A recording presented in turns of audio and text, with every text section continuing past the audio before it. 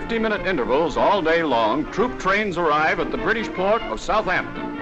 They transport 10,000 soldiers and over 1,300 airmen of the Canadian forces to board the Queen Elizabeth for the first of her trips across the Atlantic carrying Canadian repacks. Movement control personnel of 150 officers and 900 other ranks act as guides as the orderly procession moves up the gangplanks into the Leviathan with clockwork regularity. In the first of a series of repat sailings, the 85,000-ton troop ship is loaded for the voyage to Halifax, which will take 4 days. On the return trip, she will carry British troops from the Far East who will be brought across Canada to divert by rail.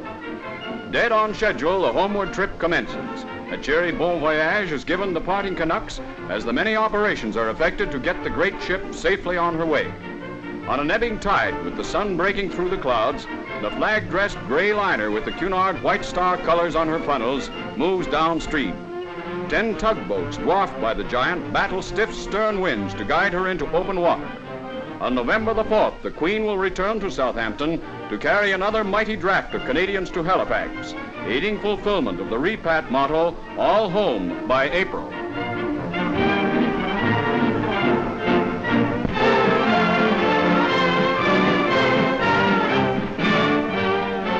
Number 2 Canadian Special Infantry Battalion are on parade on the square of Old Dean Common Camp, Hampshire.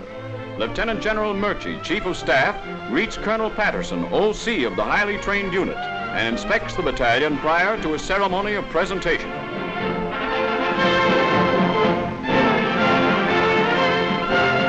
A drum given originally to number 13 Canadian General Hospital by the citizens of Hamilton, Ontario, is represented to 2 CSIB who take it in charge for safekeeping.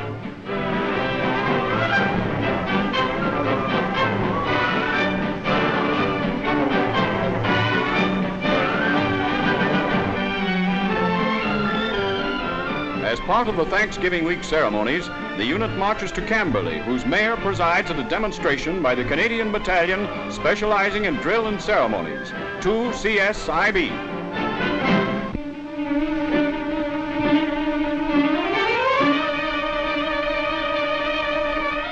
In Alberta, major, minor, and independent oil producers are working together, as in wartime, to meet the urgent need for more oil fields in Western Canada. Turner Valley, when the war started, turned out a large percentage of Canada's annual crude oil quota of nearly 8 million barrels. One new field alone is tapping yields at a rate comparable with all Turner plants. A surveying party taps the Alberta subsoil to chart the underground makeup and determine the location of oil deposits. Explosive charges are dropped in the hole. Special portable recording apparatus charts the seismic waves as they reflect from various strata when the charge is fired.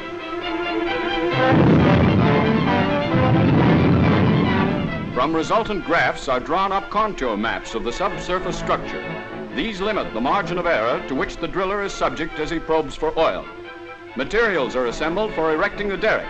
The huge power unit which will turn the drill is unloaded and quickly mounted in position.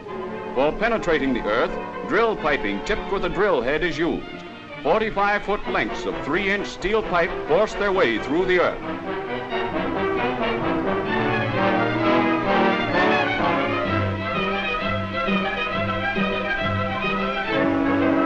As the oil strata is reached, flames, smoke, and gas issue from the flare pipe, and the gusher gets strictly operational.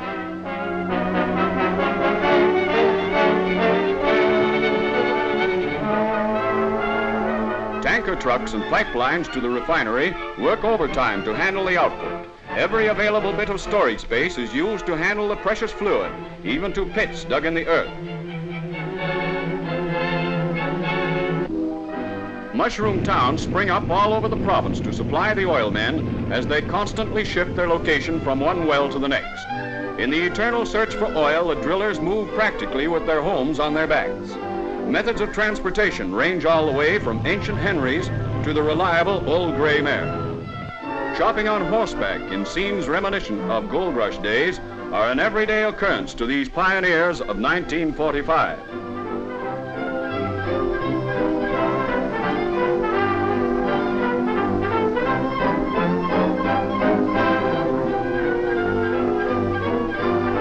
With more more and more gasoline needed to turn the wheels of empire trade, Canada is playing her part in high-pressure production of the Alberta oil boom.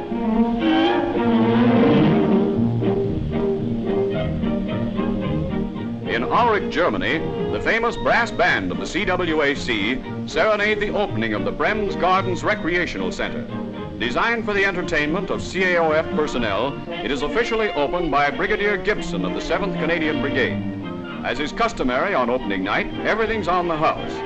Auxiliary Services supervisors, utilizing German labor, have done a good job in remodeling what was once a Jerry residence. Now a strictly posh hangout for occupational troops on leave, it gets away to a good start, especially in the hash department.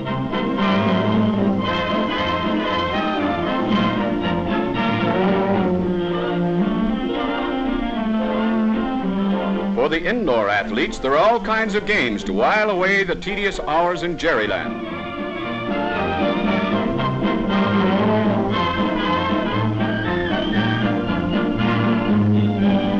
So the CAOF is settling down to the job of making life interesting while holding the lid on Jerry.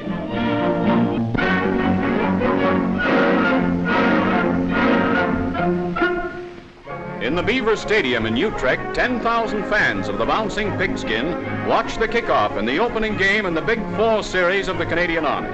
The 4th Div Atoms take on the Army Troops Bombers, and the boys in the bleachers are really getting their money's worth as they follow some outstanding play.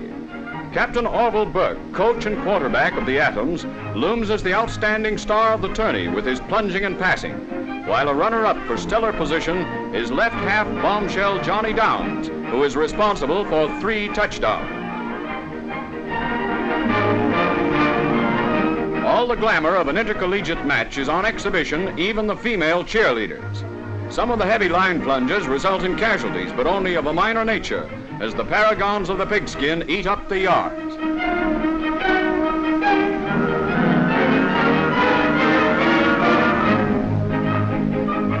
Although the score looks like a victory bond objective at full time, it is not the whole indication of the play. Still, the well-coached collection of 4 Div Atoms established themselves as a mighty force to be reckoned with in the Big 4 League, with their final score 24-1.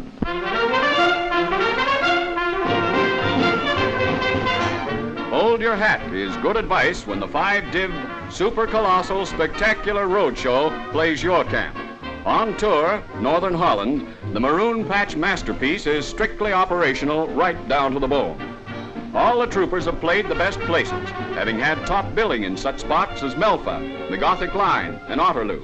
That accounts for their continental technique, which is laying audiences in the Isles from Apeldoorn to Points West.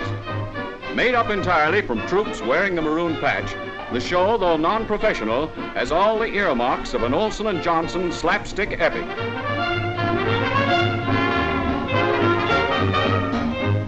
The long sought-after bathtub for the Canadian Army is now in the transport section, and the Inland Navy sure is hitting heavy weather.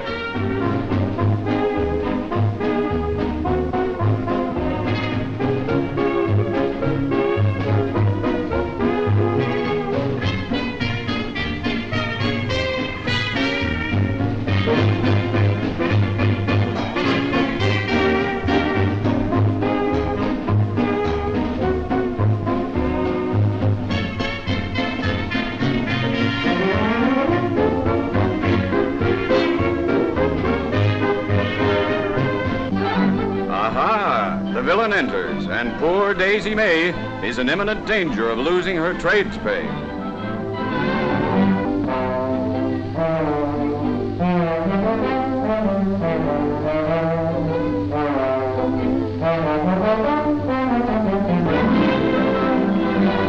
On the high bar, Lieutenant Nickling of Hamilton, Ontario, the head man of the show, makes with the calisthenics.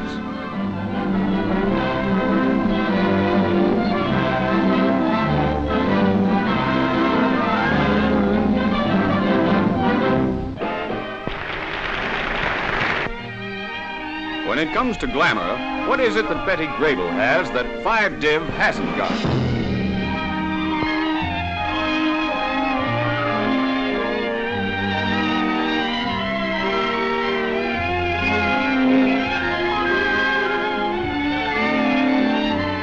gowned Alice isn't a fugitive from the casino or the Folies Bergère, but she sure reveals the facts of life.